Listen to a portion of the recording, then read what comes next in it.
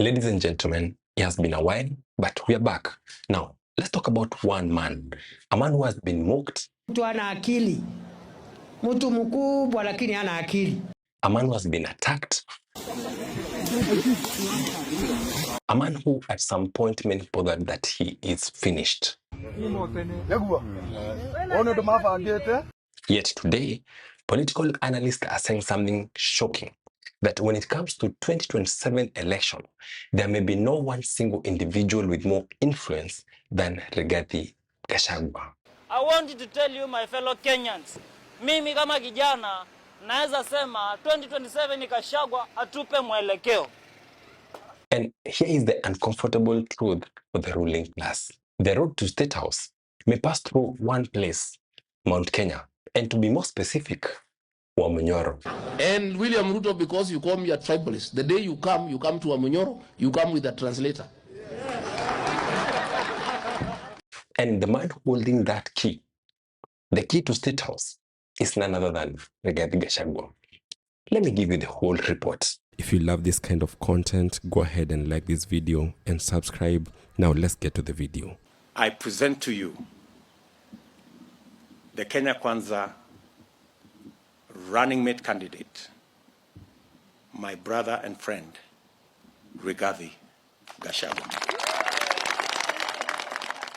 To understand this moment, we have to go back to 2022. At that time, many people were asking the same question. Why did Ruto choose Rigathi Gachagua as his running mate? It did not make sense to many insiders. To some extent, we want to put some blame on the president, because we are wondering what he looked at when he picked his running mates. Because there are so many other options, experienced politicians. For example, Musalia Mudavadi, Moses Wetangula, Kithure Kindiki. There were even former governors, people like Alfred Mutua, Amason Kingi, who was the governor for Kilifi for 2 terms, people who had served for a long time in politics, who had long careers. Yet Ruto ignored all of them. He chose a first-term MP, Rigathi Gachagua. Why? Because Ruto understood something that many others did not, that Mount Kenya decides election. And to be able to get the votes from Mount Kenya, you needed to have someone like Rigathi Gachagua. You play the clip, what he said on May 15 when he unveiled me as running mate. It was the best poem I've ever had in my life. He had such lovely and kind words about me. An astute debater with prodigious persuasive ability, a fantastic grassroots mobilizer, a disciplined and tireless political operative. Why did you not agree? We did not agree because the president himself wanted Rigathi Gachagua. Majority of the members, the 38 of them, wanted Professor Kithure Kindiki. You see, Mount Kenya is not just another voting bloc. It is one of the largest voting blocs in the country.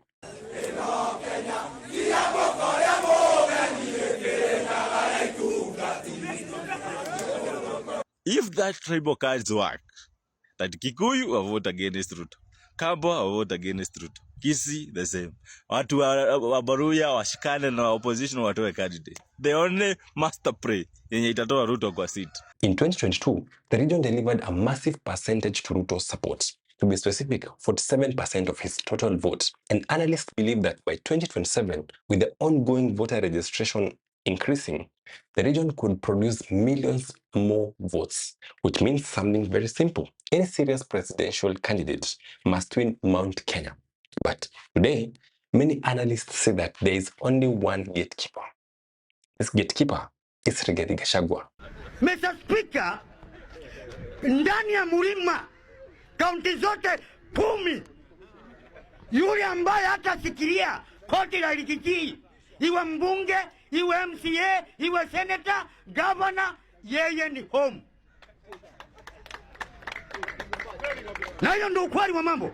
He has spent years consolidating the region politically. Even when people criticized him, even when people called him tribal, his strategy remained the same. Lock the mountain. And now, many believe that he has done exactly that. He has locked the mountain. The Mount Kenya block is gone and gone forever. And I told him, it is his own undoing. I told him, don't touch the mountain. You see the Bible. If you read the Exodus, I told him, don't. And to just explain Gachagua's influence, recently, something very interesting happened. During a rally that was hosted by Fred Matiang'i in Kisii, observers noted something unusual. Gachagua technically was the guest, but the rally felt like it was his own event. Ni aibu si aibu. Huyu arati ni one term si one term. The crowd energy, the tension, the political gravity, everything seemed to revolve around him. Azongo, hana adabu. Unajua niambia nini? Ama wacha ni wache. Wacha ni wache. Niseme nisiseme. And suddenly, more people started asking the question, has Gachagua quietly become the most powerful opposition mobilizer in the country? In this country, there was no opposition between Gachagua.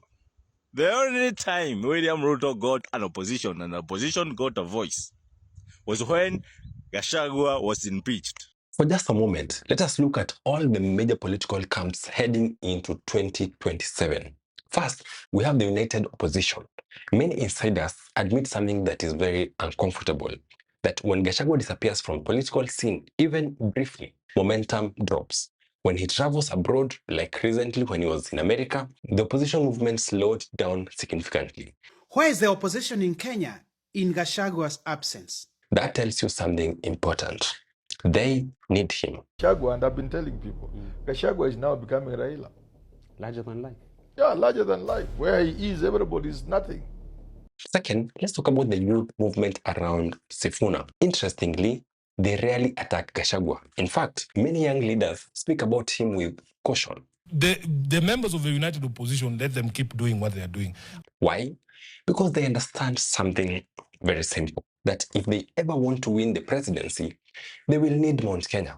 And Mount Kenya currently only listens to one man, Rigathi Gachagua. And when Mount Kenya votes, it does not vote as the old people, the young. They vote as a block. They are the only region that comes as one.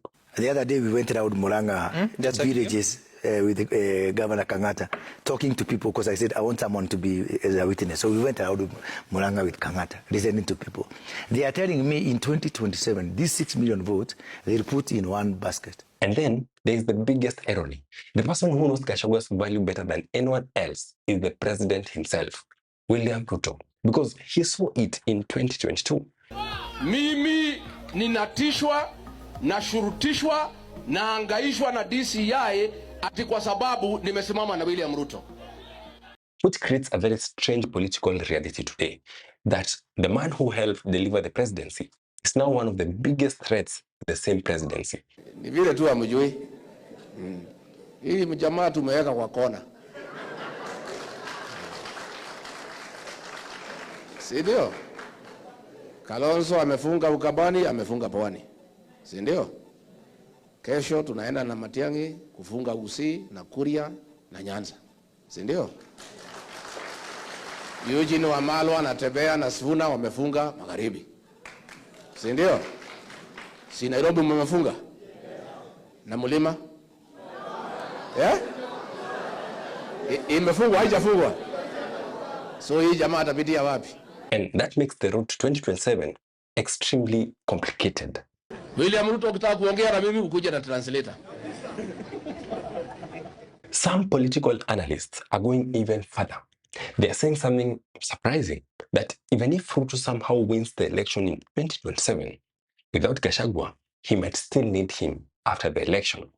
Why? Because governing Kenya requires a stable political atmosphere. And Mount Kenya remains a powerful political force. That could mean a post-election negotiation, coalition, power-sharing deals. Exactly the kind of thing that we have seen before. Adui ya kina Sifuna na Babu sasa anaweza kuwa Gachagua all of a sudden. Wacha niwaambie. Gachagua si maajabu mpate na Ruto. Just in a few. Mpe muda. So, here's the reality that Kenyan politics may be facing. 3 different camps, the ruling government, that is William Ruto's team, the united opposition, that is Gachagua, Kalonzo, Matiang'i, etc., and the emerging youth movement under Sifuna and Linda Mwananchi. But all of them may eventually face the same political question. What do we do with Rigathi Gachagua? Because right now, whether people like it or not, many analysts believe that the road to the presidency in 2027 runs through him. And this is the kind of power that keeps the State House awake at night. Tumeambiwa na watu ya Kenya, kazi yetu ya kwanza ni kupeleka Kasongo nyumbani. Wakenya wametuambia tushikane kwa sababu umeharibu Kenya kila kitu. So, as we come to the end of this video, let me ask you something. I want to give you back the mic. In your opinion, is Rigathi Gachagua really the kingmaker for 2027, or is his influence being exaggerated? And most importantly, can anyone get into Mount Kenya and take them over without Gachagua? Let me know what you think in the comments below, and don't forget to subscribe.